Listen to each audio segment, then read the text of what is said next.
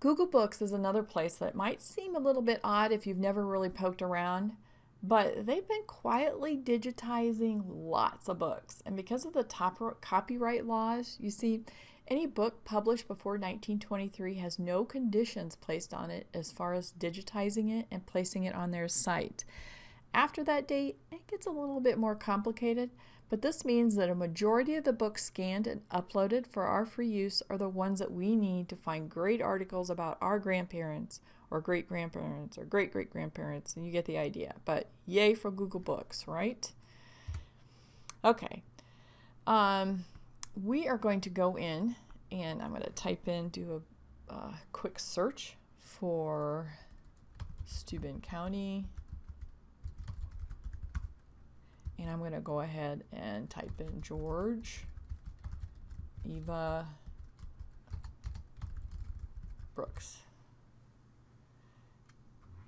All right. And actually what I'm going to look at here to bring up is this history of Northeast Indiana. And if you look on here, just to get you familiar, we have the option to be able to read. Some of these only have a snippet view, which will only give you a little tidbit of what's available. But actually, this history book, we can go ahead and go in and read it and read the article, and it will bring up the actual pages that have been digitized. This happens to be the sister of, or actually the brother to my great-grandmother. And the cool thing about this is this Ori Foster, who is the brother to my great-grandmother, tells about that he was the son, which I can zoom in here a little bit. He was the son of James and Margaret A. Henry Foster and the grandson of William Foster. And William Foster was born in Ireland, 1811, and was a boy when he came to the United States. Apparently in August of 1836, while living in Richland County, Ohio, he married Margaret J. Bell, who was born in New York State, and June 25th, 1818. So right there, I have found out about not only my great-great-great-great-great-grandparents, but anyway, I get back to like my third great-grandparents with just this little snippet of information. So if I didn't know it before, right now I have filled in that much more on my family tree, plus I have a story. In fact, James Foster, who is my great-great-grandfather, it says here was born in Ohio, about 14 years old when his parents moved from Ohio to York Township in Indiana. And as a young man, he was poisoned by sumac, and the infection resulted in a permanent injury to his right leg. So he has lived physically handicapped most of his life. Wow. I mean, there's a story that I would have had no idea. What a great bit of information. My family was not known for handing down, diaries and great, pieces of history so that I could keep it myself. So I have to really go out and look for these stories and find them. And, thankfully, people before me have written these type of documents. It just so happens, real quick, Indiana especially, I'm not that familiar with other states, but certainly in Indiana, there were people who went in the late 1880s around to the different counties, and they actually published county books. And the way you could get your family, like this Ori Foster was put in here, and Edward C. Moore and William Murray, these gentlemen that are on here, is that their family paid to put their family's history or their information and their, generation or two back to actually place it in the book. So thank goodness these people, these ancestors of ours actually took the time to do this, because in some instances, these are the only way, that we have any stories to rely on. So this one's going to sound a bit creepy, and you just need to hang with me here a little bit, because if you've never heard of it before, there is a website called Find a Grave where, yes, you can actually search to locate your ancestors' graves.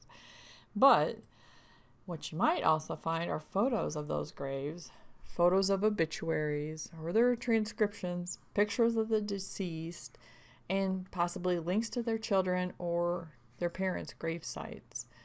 Not everybody will be able to find a treasure trove of information, and some won't find any of their family members listed. But if you do, well, then of course it's a really good day. I'm going to go in here and search grave record, and I will type in George Brooks, and I usually come down and put in that it's in the United States.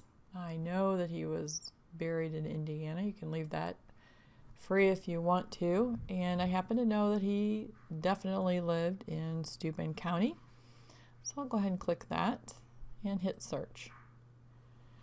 All right, and we have 5 entries here, or 5 answers to my search. And I actually know that it is George Brooks Sr. is my ancestor. And here you can see that a photo of the tombstone has been added, as well as a picture of this beautiful cemetery. It's located behind the Powers Church. And also somebody has entered this information in here, so very graciously. If we wanted to print this out, you can go up to the share button, and there's actually a print option here. And let's see, I'll go back, because I happen to know that when you see these little photos by a name, it means that somebody has actually placed a picture of the ancestor in the Find a Grave memorial. And you can see on this particular one, he's not my ancestor, but he does have quite a bit of information. His spouse is listed, his parents are marked, children and siblings are also in here. So you could click around and actually, see what else has been. And this one doesn't have any photos on it. So it's kind of hit and miss what you will find. But boy, is it a huge tool, and with Ancestry hooking up to it as well now, it has gotten even bigger. And I noticed that some people actually add just a treasure trove of information on here. I know this has been a lot of information, and I hope it's been helpful. Take a step back and remember, start at the beginning with yourself. And just enjoy your journey back into each generation. Contact the living, make sure you get that information first, and then start looking at these other resources, your Ancestry, family tree search, or family search.